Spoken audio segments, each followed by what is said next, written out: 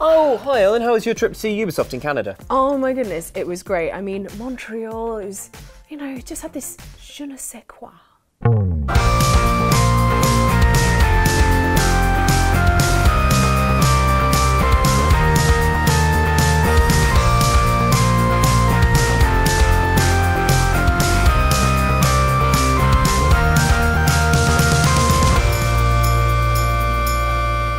Oh well, I'm glad you had a nice time. Anyway, just wrestling with the schedule, so I was thinking Assassin's Creed first, and then Monster Hunter should work, but... Oh, sorry, it just made me think of this Canada thing. There was a moose, it was very amusing, but you had to be there in Canada, where I was. Right. So anyway, like I was saying, Wait, what are you doing? Putting maple syrup in the tea, everyone does it there. Right. Okay, Ellen, I'm glad you had a nice time in Canada, but at the moment we're just putting the show together, Oh my goodness, poutine is the most pudding. delicious thing you will put in your face. Like there's the chips, the cheese, the gravy, it works just so well. And also all the Canadians there are just really nice. They were like, hey Ellen, welcome to Canada. But of course, you know, because it's a French province, they were all like, oh, je ne comprends pas. Wait, Ellen, I'm not sure you're as much of a Canada expert as you're letting on. I'm sorry, if that's the case. And how come I have this hat? Checkmate.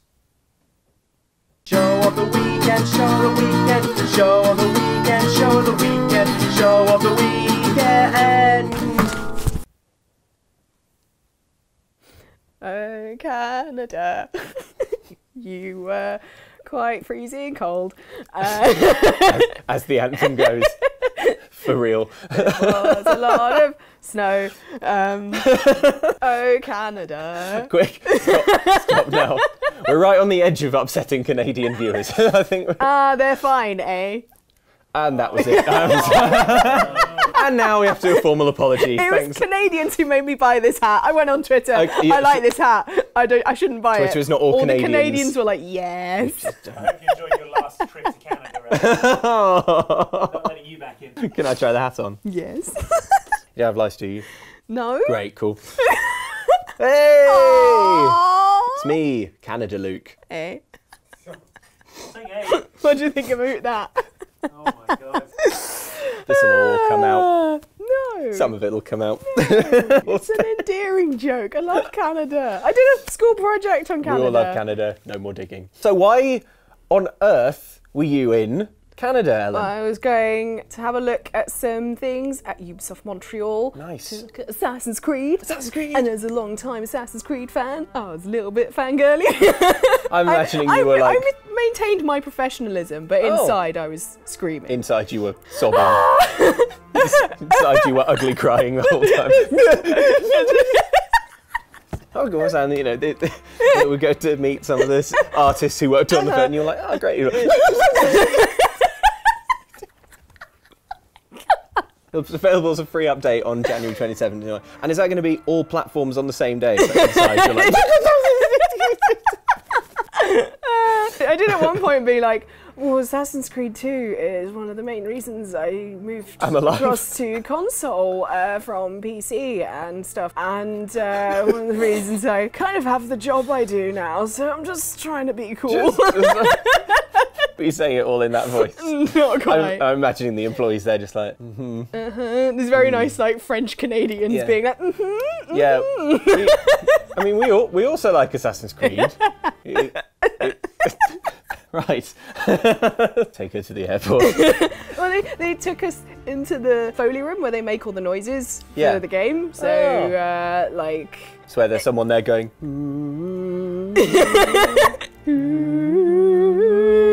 And I'm like, yes. Record the people going, get off the roof, you maniac! And the Foley is all like Where'd he go?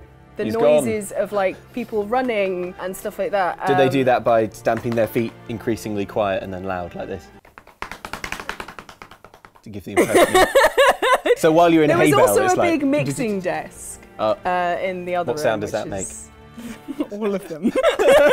Literally all of them. It puts all together. Did you learn any incredible Foley secrets? Yes. The assassin's blade, the sound of it going ching is made by a lock that they have, and they were like, they've used the same one for all the games. And they were like, this is the Assassin's Blade. And me and this other guy were like, we need to get a picture of this. Like, it's ridiculous. There's a picture on screen now. I mean, it could be any lock. Yes, this is the lock. Yeah. So anyway, the DLC, is it good? Yes, it is. I don't know.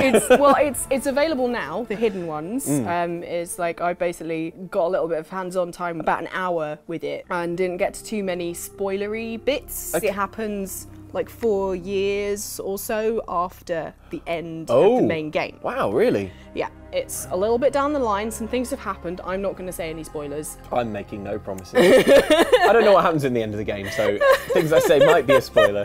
I have no way of knowing. It's quite a condensed experience. It's the shorter of the 2 DLCs, and it's very much focused on the story. You're finding out more about the Order, you're finding more about the hidden ones, and then you're also finding out more about Bayek eventually as the story goes on. I love the area that it's set. It really reminded me of earlier Assassin's Creed games, because it is a slightly smaller map. As we've been able to have more and more processing power in our consoles and everything, the games have gotten bigger. But in this DLC, the Sinai Peninsula, or the Sinai Peninsula, as a lot of them pronounce it in the game. I'm here to give you passage to the Sinai.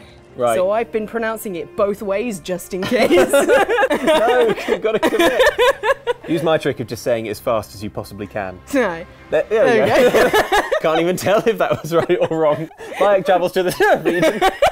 But yeah, it's a much smaller region, and it's much more vertical. The verticality adds different challenges, because you have strongholds that are like that high up a mountain. Yeah. So you can't quite go above them because they're near the top. That's normally what I do, is get on the roof. Yeah. And just wait on the roof. And then if you go below, there's also often, like in this one area, one that's like in a quarry, surrounds like 3 sides of it. Right. So if you climb up into the middle, you're likely to be spotted by someone from on high, and it makes it a little bit harder to sneak around, which adds to the whole kind of, oh my gosh, it's very intense. And you said literally, because there are still lots of tents in the strongholds.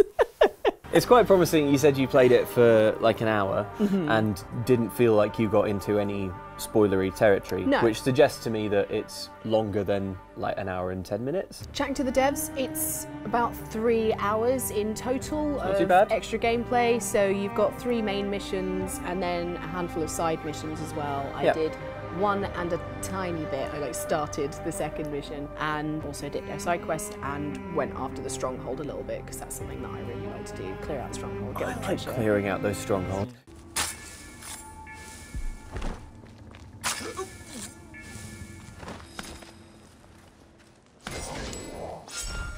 I'm not very far into the actual main game yet. I'm still nowhere near finishing. But it's one of those games that I've just been, since it came out, it's never been like the main thing, but it's always been an update's installing, what can I do for half an hour or something like that. Go get a stronghold. I feel like maybe I've been doing it a disservice, because whenever I play it, I really enjoy it. It's so much fun. I think it might be an incredibly good game. But I think maybe. But remember, it came out with all the other stuff. Well, it came out on Mario Odyssey, same day, and what was the other one? Wolfenstein 2. I never really sunk the hours in to smash through the main campaign. So I think I'm probably like a third or maybe a half of the way through. But it's really enjoyable. It's a really good game. I've just been going off and doing loads of the side quests. Like, they're all really well built, and they're funny. They're really funny. The main quest isn't that funny. No, main quest is quite serious, but the side quests like, man, I could use a kidnapped donkey or something right about now. You've got some serious ones as well in there, but they kind of lighten the mood a little bit and also make Bayek quite a well-rounded character. Yeah, I think so. Reacts to some just everyday people from Egypt. He's got this kind of, oh, brother sort of thing going on, doesn't he? Yeah. Where it's always like, oh, no, but this has happened. What are you going to do, Bayek? And he's like, oh, boy, this guy. And then he cold-bloodedly kills about 20 to 30 people, and then he comes back and he's like, did the thing. What are these crazy guys like? Anyway, I've got about 20 or 30 people to kill in the course of getting a cat back over here. So. But this DLC, you have to be level 40. What? Level 40? 39 to 40. So 40 is the level that you kind of end up at the end of the main storyline. Okay, earlier when I was like, I think I'm a third halfway through. Now I'm re-evaluating that. This DLC gives a new higher level cap of 45. Oh, that's good. And then even higher ceiling. The other DLC will make it go even further. But yeah, I spent far too long in photo mode, so I need to finish the main quest eventually. Adding the story thing is what you want. Sometimes people, sometimes rightly, criticise DLC for including story stuff that's like, oh, what are the endings in the DLC this is the real or such and such. ending. And in fact, that's no good. Outside Xbox, our pals did a video about that. Yeah. They're clever, aren't they? It's not true what they say about them. But actually, I really like it. Obviously, you want the main game to have a finished story, so you don't have to pay any more to get anything extra. No. But then if you get the DLC and it's just, I don't know. That was on reflection, that's how I was feeling about the Breath of the Wild DLC. Like, I wish there was a bit more actual story in there. Yeah. So it's out now. Yep. Though, if anyone's playing Assassin's Creed Origins and thinks, could I be playing more of this? You can. Always be playing more of Assassin's Creed. I'm really pleased. I'm really pleased to see the series where it is now, and I think this is some good additional info for Assassin's Creed fans, story-wise. Tertium! Facet nunc! Tertium nunc! They will attack on sight here. It's cool. You're going to be on a wiki 10 minutes after we're done here, aren't you? Bases. It's like in Brotherhood. It's gone too nerdy. Ezio Sorry, everyone. finds all the bases, and it's really good. You've gone too far this time, Ellen. We're all right until it got all. And there's zip lines. Oh my goodness! I forgot zip lines are good. Zip lines are good. And he goes down going wee, and I'm really hoping that that's leather on his hands from the bow and arrow, and that covers it. Otherwise, that's really bad rope burn. Everyone was like, that looks really painful. And I'm like, there's leather. I hope it's fine. He's got leathery hands from working the soil, so and murdering all those people. Yeah, makes your hands leathery. That's what they don't tell you about murdering 20 to 30 people every time you have to go get a bit of parchment out of a box or something. Yeah, basically. That's so accurate. It's good. I've enjoyed what I've played so far, and I like the new region. It's good. It's good. But is it as good as Monster Hunter World? The answer is, of course, who knows? But to find out, we have to give Ellen a quiz on exactly that game. So let's do that right now. Cats, tiny cats. Yeah, it does.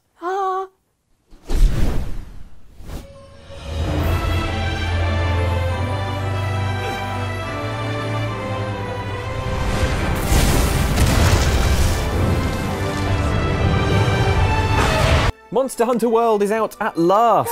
A huge adventure in which you, a brave monster hunter, take on quests doled out by the Research Commission of Xtra to learn more about the strange beasts that inhabit this lush new world. Ellen, Xtra will serve as your hub world in this new Monster Hunter. And what a hub world it is! Golden sunshine in the day, clear blue moonlight in the evening. There is an open-air market where you can pick up supplies. There's a forge for upgrading your weaponry, and a canteen where a team of felines will cook you up incredible meals. Yes.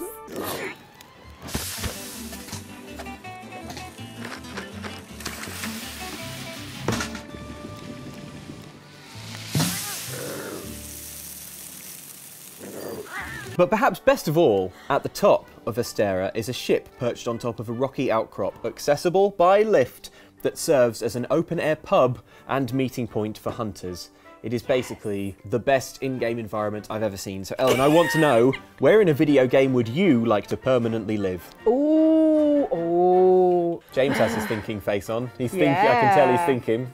It's hard, isn't it? Because most places in video games are quite dangerous. Yeah. Croft Manor Sure. is legit, but also is legitimately dangerous. Oh yeah. Because that's why I put it in the list of places you don't really want to live, because there could be zombies. Still. There could be things in there. Still. Traps. Still.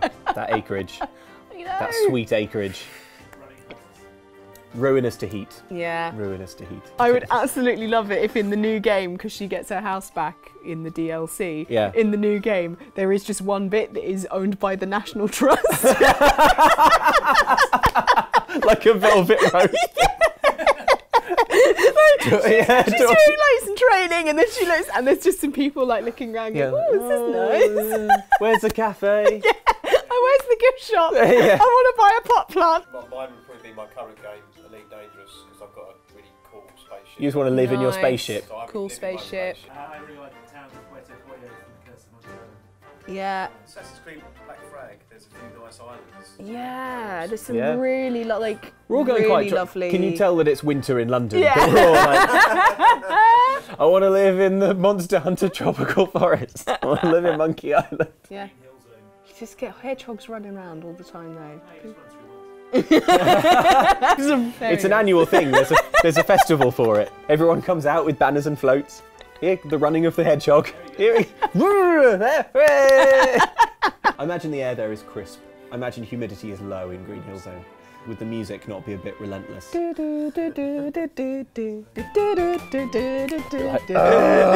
haven't slept in months. Built a city, was it Oxboxford? Oh, Oxboxford. Oxboxford, that's In City Skylines. City Skyline, yeah. That's where I want to live. You don't want to live in Oxboxford. Oxboxfordshire. It was bad. The hospital was called Professor Andy's Horatorium. Yeah, I think I'm gonna have to go for the slightly boring answer Croft Manor. of Croft Manor. Croft Manor's a good shout. Let us know in the comments yours. Yes. And then I'll go, oh yeah, I should say that one. Ellen. Yes. Accompanying you on your quest in Monster Hunter World are palicos, cats that are your pals. These adorable companions fight with you, harvest items in the field, and so much more. Better yet, you get to customise your palico when you start the game. Ellen, which of the palico presets do you believe is most adorable? Feast your eyes on those sweet pallies. Oh. This is preset number 1.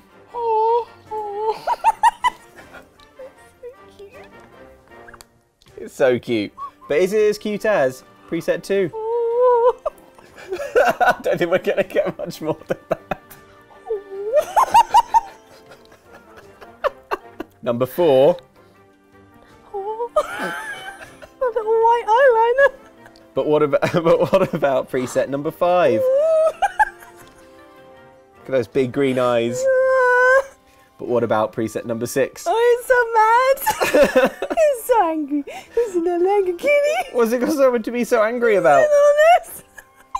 Don't be angry, kitty. You got a cute little nose. But what about preset number 7? Oh, he's got different coloured eyes.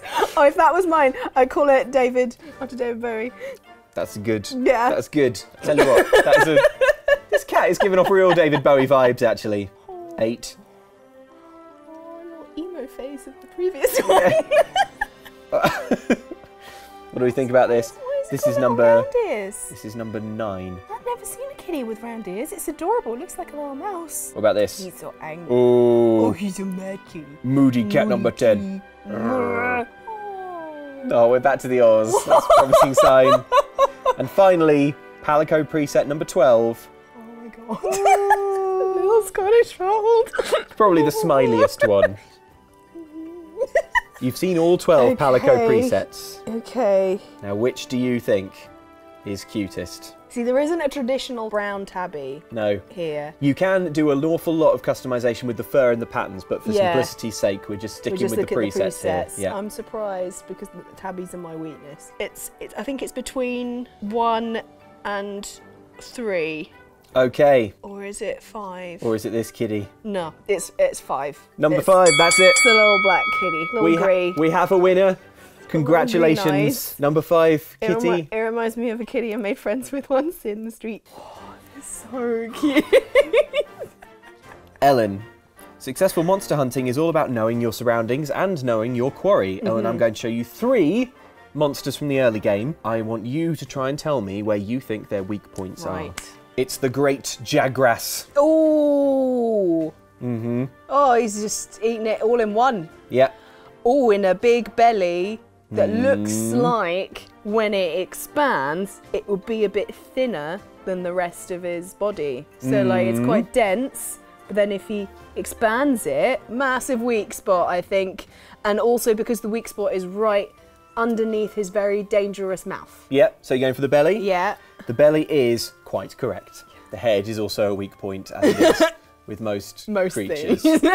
Meet the fearsome Anjanath. Oh, this guy. Yeah, this is my personal favourite because it looks like a T-Rex. It looks like a T-Rex, and but has it's got sort of wing things. Yeah. I don't approve of them, or some of the other touches, or the fact that it can breathe fire, but the T-Rexness is good. And it's got like proto feathers. Yes. Sure is fearsome. Look at it going absolutely wild. Tell me, where are the weak points on this magnificent beast? I think possibly like the jaw and legs. In fact, it is the top of the Anjanath's head and the tail. And the tail. Which is severable, so you can chop that off and then presumably hit it with its own tail and say, why you're tailing yourself. This is important scientific research I'm doing now. I'm a researcher. What about this? Oh. The Kulu Yaku. Looks a little bit like a dodo. It does. The Kulu Yaku is a bird that just loves finding objects to hold in its claws, and then it can throw them or drop them in surprise. And it also really loves running away. But if you had to beat one to death, where would you aim your devastating attacks? The neck. The neck is a good bet. The correct answer is the head. Ellen, you might think that palicos are the cutest thing going in Monster Hunter right now, but you'd be a wrong idiot, because you've forgotten to take into account the Poogie. I'm just making that up, right? No. Would you like to see the Poogie? Yeah. All right.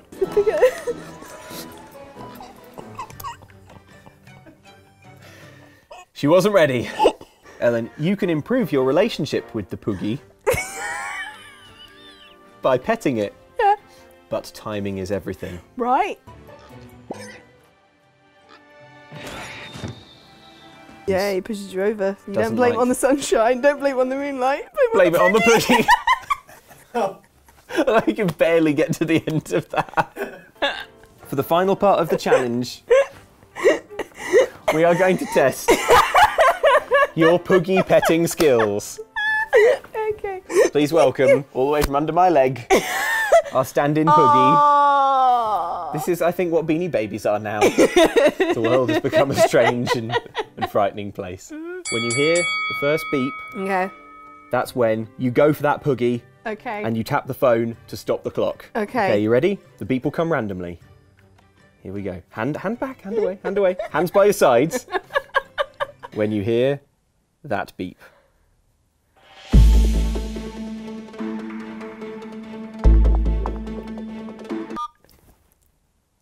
$722 milliseconds. There it is. Pretty good. Do you want to try and beat it? Yes. Okay, here we go.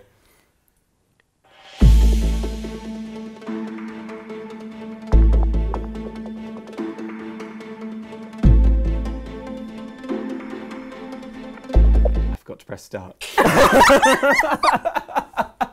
Started.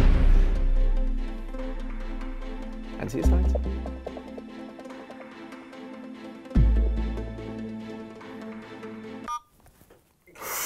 573. Yes! Very good. Yes. Ellen, you have the... And that... I think we're going to have to end the show here, folks. If there's any opportunity for me to make a fuss of a cute animal, then I will take that. And now it's time to see what the you guys have been saying in the comments. Last week, Ellen shared some of the things that she wants from the upcoming Lara Croft extravaganza, Shadow of the Tomb Raider. What I want, Square Enix, is a full undersea exploration area, as found in the first level of Tomb Raider Underworld, complete with sharks and an old-school harpoon gun.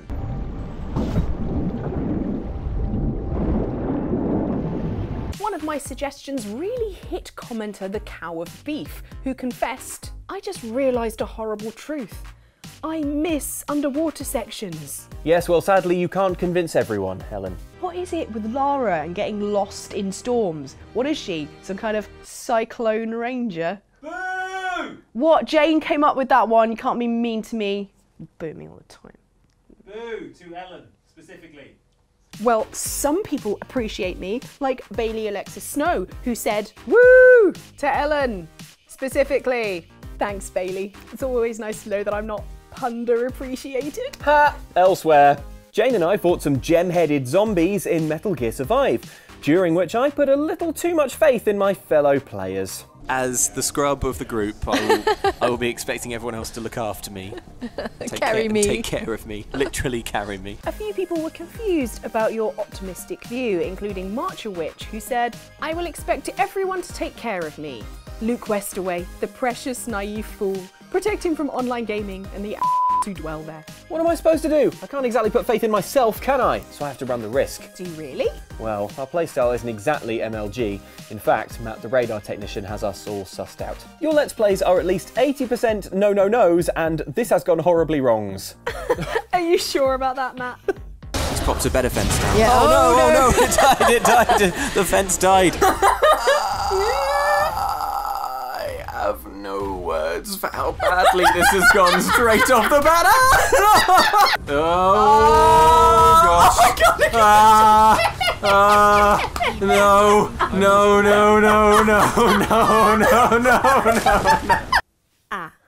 Elsewhere.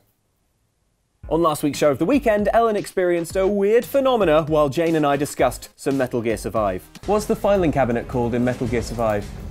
Virgil! Of course! I just had really weird deja vu then. Really? Yeah. I mean, I can almost guarantee that hasn't happened before. I was just like, what the hell? For the purposes of science, let's zoom in now on Ellen's face as it happened.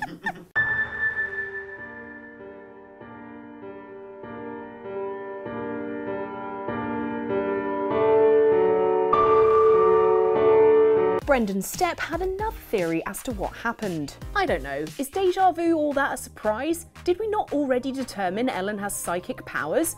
Perhaps she had seen this in one of her mystic visions. Well, that does confirm a tried and tested theory of mine. Indeed. Although commenter CapGod1 thinks it could be something else. Well, they say deja vu is just when your brain doesn't process what's going on properly, so it does it again, making it feel like you've experienced it before. I prefer to think it's a soft reset that the people who are playing us as characters performed.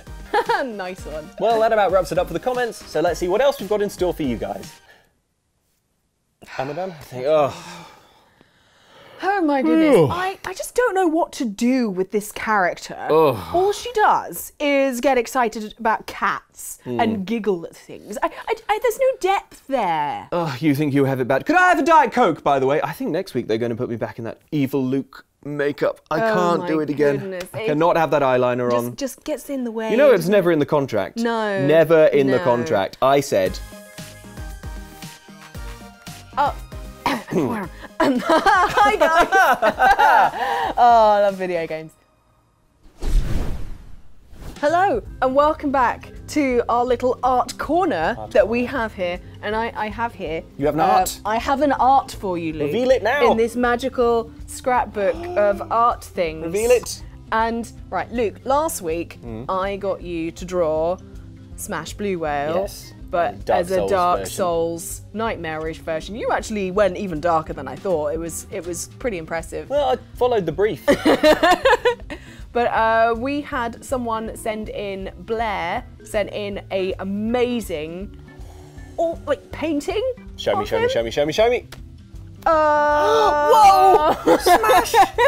I'm horrified and happy. It's a weird feeling. It's beautiful. And there's a boat there that's getting smashed up. That boat, the boat's for scale, look. Yeah. Just imagine. For scale. Imagine being on that boat. Oh my and goodness. Just looking up and then. Doesn't bear thinking about. I really like the detail around the eye as well. Yeah. You can see like where the armour plating is. And all the spikes on the armour and those teeth. Does it not go rusty in the sea? Absolutely deadly. And thank you to everyone else who sent in amazing Smash Blue Whale Dark Souls variant art. It chilled me to the core, but in a good way. in a like kind of I'm glad I'm not Krill way. Yet again, I'm glad I'm not Krill. I'd give that one a grade A100. Oh, amazing. I don't give those out very often. Oh, I'd give it an M1. Nice. The backbone, Britain's backbone. Yeah. So, show of the weekend. It's Another done. one done. I can't believe it. Another one bites the dust. So it's come to this, the end of show of the weekend. But there's loads more show of the weekend to watch.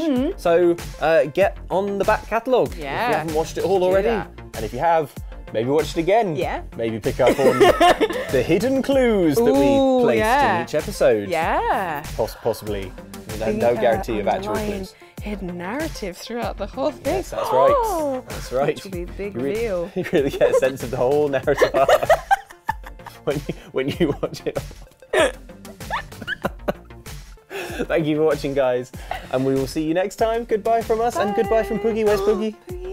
Make Poogie wave. Don't play with the sunshine. Don't play with the moonlight. Don't play with the good times. Play with the breeze. That's the actual dance.